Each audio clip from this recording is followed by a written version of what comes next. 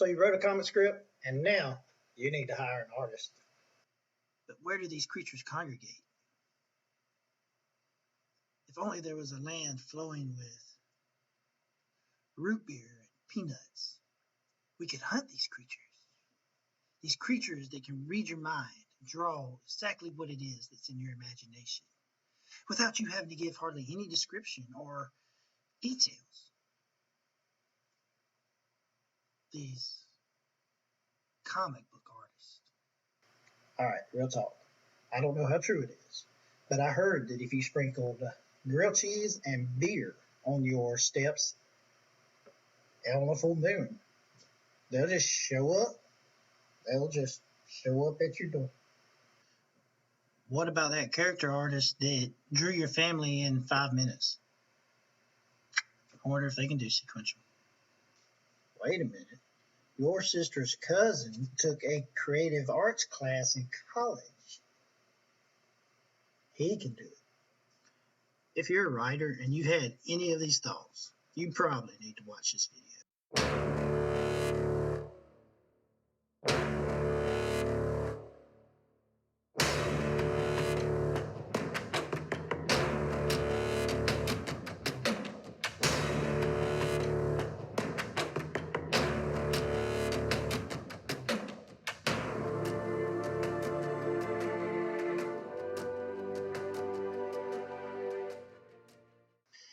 Hey guys, as you know, I'm an independent creator just like you are.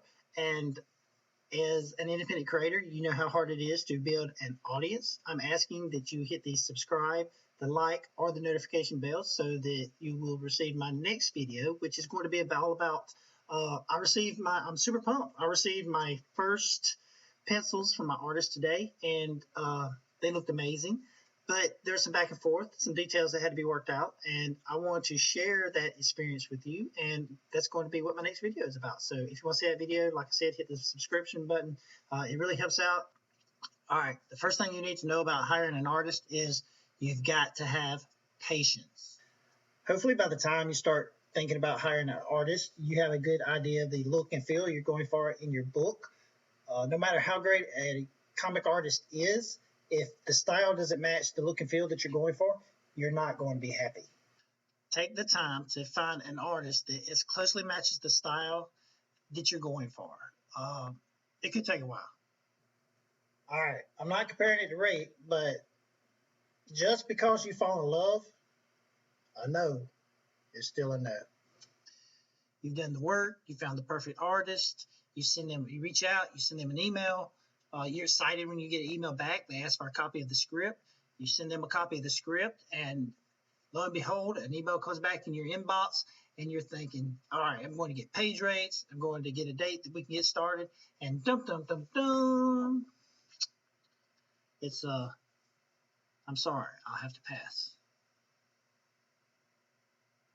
Freaking art tease. If the artist isn't interested, move on. No matter how perfect their style is, you don't need them working on your comic book. If they're not interested, you don't need them. Let it go, Elsa. Just let it go. Let it go. Let it go. You see what you did? You brought out Frozen. Frozen. You get what you pay for. There are 1,000 different reasons why this is true, but the main one being you need someone who is going to deliver what they say they're going to deliver when they say they're going to deliver it. If you're serious about your book, you need to have a budget, period. All right, I'm not going to tell you that you can get by on a collaboration, and these are my thoughts on it. Well, one of these thoughts came from Sweetcast, and I will link the video in the description. Okay, I got this from Sweetcast, so don't blame me for hurting your itty bitty tiny writer feelings. You, as the writer, are the weaker of the collaboration. All right, writing doesn't start when you put pen to paper or phalanges to tablet. You've probably been fleshing out the story for months, weeks, or even years. You finally get the script finished, you get on Reddit, and you beg for somebody to collab with you 50-50, and someone with a decent portfolio finally replies. A comic is a huge amount of work. What happens when that artist loses interest or a paying gig that they can't pass up comes along? How long are you willing to wait for that artist to do your work? What if you have to replace that artist mid-book?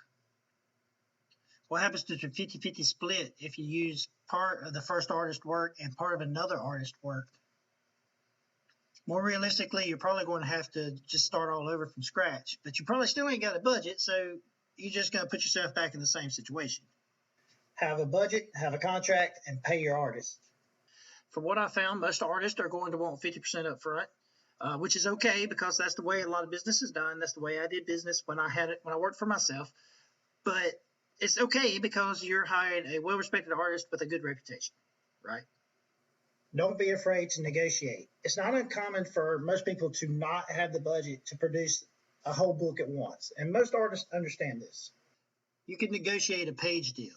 I can afford to have X amount of pages drawn per month at whatever the artist rate is. But just know, pimping, if you're going to be paying for 2 or 3 pages per month, the artist is going to want their money up front. And it's okay because you're hiring a well-respected artist with a good reputation, right?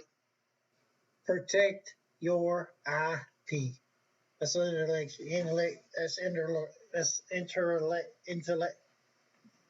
that's property you come up with in your head. You created the story, the characters, and the world it all happens in. You are financing, marketing, and publishing this behemoth. Protect your work with a contract that lays out what is owned by who. I know that sometimes it's used as a cuss word, but here it goes. Work for hire. I might have to beat that out later. Are you willing to give the artist royalties? How much? What are page rates? Who retains original artwork? What does a page consist of? When is completion date? How much of the work should this particular artist do? Should they do pencils, colors, pencils, inks, colors, lettering? All this should be in your contract. I know that sometimes the contract can be a scary word, but it can be pretty simple. So I'll link to the one that I used in the description below.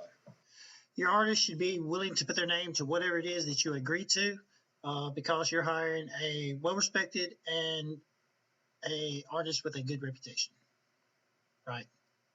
If you're more of a quiet type, you may be a little shy about bringing up a contract, but get over it. You've got to be able to communicate. Man, it's a great feeling when you first receive those pencils and you open up the email, you open up the artwork, and everything looks great except for your hero's nose is off center. You print it out, you look at it, and you flip the paper this way and that way, and you hold it up to the light, and sure enough, the character's nose is off center. So you show it to your wife, and she agrees his nose is off center. You show it to your kids, and they agree his nose is off center. And this guy's a professional. Undoubtedly, he realized that your hero's nose was off center. You sit at the keyboard and you try to come up with some polite way to say it, to bring up the subject in some kind of like email conversation. So, have you noticed that my character's nose is off center? You know, you're just gonna have to get over it. And unless you want your hero to be known as Captain Crooked Nose, you need to just get over it and tell your artist what you think about what they sent to you. If there's a flaw, he needs to know about it, and you need to tell him. Learn to communicate. So artists are just people. No one's perfect. And speaking of learning to communicate, you're going to have to reach out to find your artist. Go to conventions and talk to people. You never know who's actively looking for commissions. Build relationships. It's important to build relationships and have that artist that you can email at any time, and you know that they'll take your commission as soon as they get a moment, as soon as they get free. You know that they'll take your work because they're a pleasure to work with. But it goes both ways. You have to be a pleasure to work with too, because if you're not, they're not going to answer your email. I found the artist that I'm working for on Reddit on a page called Comic Book Collaborations. It's a great page, and I'll link it in the description below.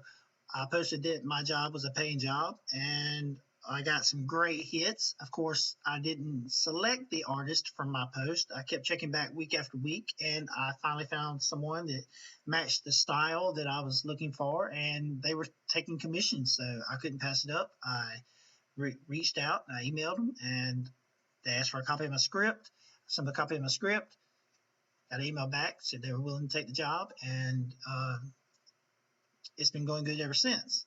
So comic book collaborations on Reddit is where I found my artist. Last but not least, make sure that you hire an artist with a good reputation and is well respected. When you're looking at portfolios, it's very important that you look to see if they've finished a job. Starting something is one thing, finishing something is another thing, and a comic book is a lot of work. If you see that your artist has finished several books, then you can feel confident that they'll finish your book. When looking at their social media profile, you want to see if they're bad mouthing people that they've worked for in the past, because you don't want to work with somebody that's toxic or somebody that's going to badmouth you after the job is finished. You also want to kind of see, you can kind of tell what artists are respected by other artists. Once you start browsing a lot of portfolios and you start browsing a lot of social media profiles, you know who these artists are, and you can start telling, who's who in the comic book industry.